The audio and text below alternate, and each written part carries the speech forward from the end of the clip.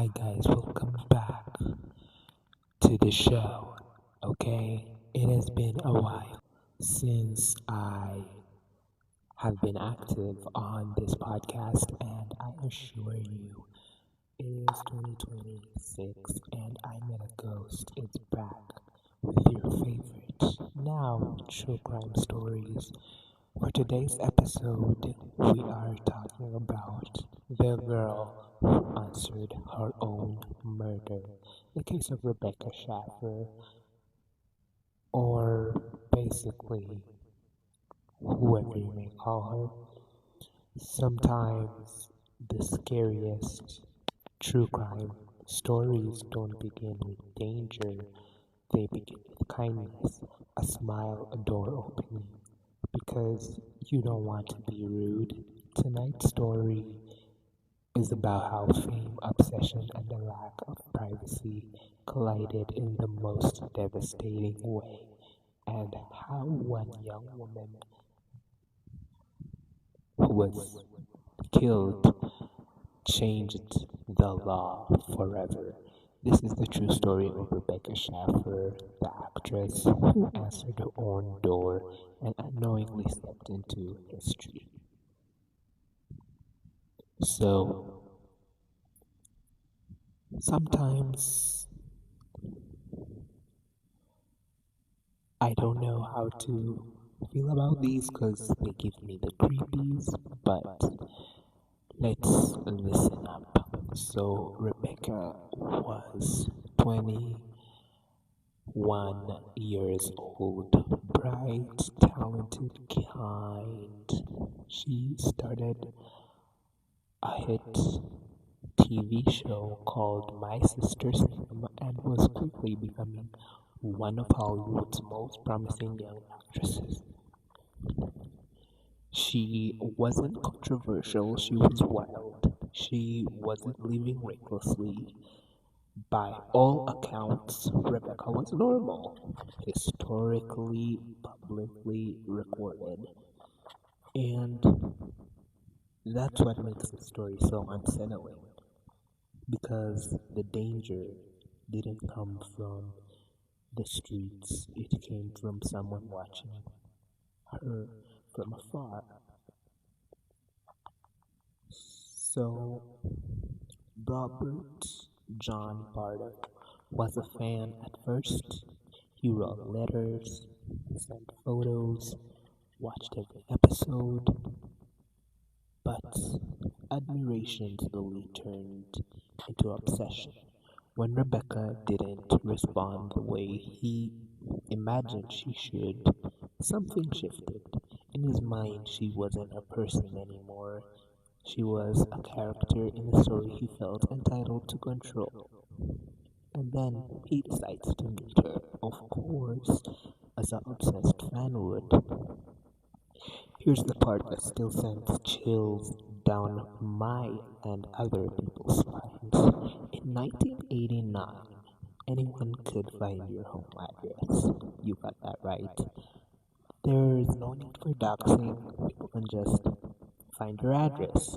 So, Robert Bardo hired a private investigator who legally obtained Rebecca Schaeffer's address through the Department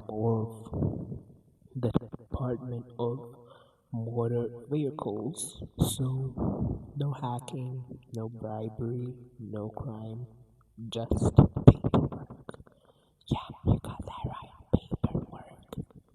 The loophole, sorry, would cost a young woman her life and permanently change the US privacy laws because on July 18th, 1989, Bardo went to Rebecca's apartment in Los Angeles. She answered the door. He introduced himself. She was polite, friendly. She told him she was busy and gently closed the door. Most people would walk away and be like, okay, he didn't, but he left. Went to a nearby diner, sorry, sat alone and made a decision. Then he went back to the house. Rebecca answered her door a second time. That moment, Liz. Oh fuck. Sorry about my English, guys. I have been podcasting all day. I am so sorry. Okay, back to the story. So Rebecca answered the door. That moment lasted seconds. She was shot and collapsed inside her apartment. Her neighbor heard the noise. By the time help arrived, it was too late. Rebecca was pronounced dead at 21 years old, a rising star, gone. Robert was arrested. Shortly after, when questioned, he showed no panic, no confusion. He believed Rebecca had rejected him, and that rejection justified what he'd done. So, the most chilling part, he truly believed he could have a relationship with her. So, Rebecca's murder sent shockwaves through Hollywood. Actors realized fans could find them, women realized politeness could be dangerous, lawmakers realized privacy wasn't optional. So, as a direct result of this case, the Driver's Privacy Protection Act was passed.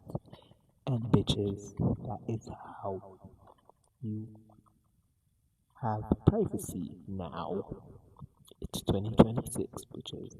Anyway, preventing public access to home addresses through DMV records. Her death didn't just end a life, it changed the law. So, Rebecca Schaeffer did nothing wrong.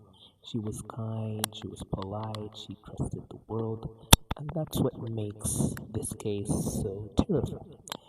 Because sometimes the threat isn't hidden in the dark, it's literally ringing your doorbell. So, that's it for today's episode. If you enjoyed this, hit the follow button. If you did not, I don't give a fuck. So, I will see you guys in the next true crime story. And give me your thoughts on Instagram at KAGGAJAYSON.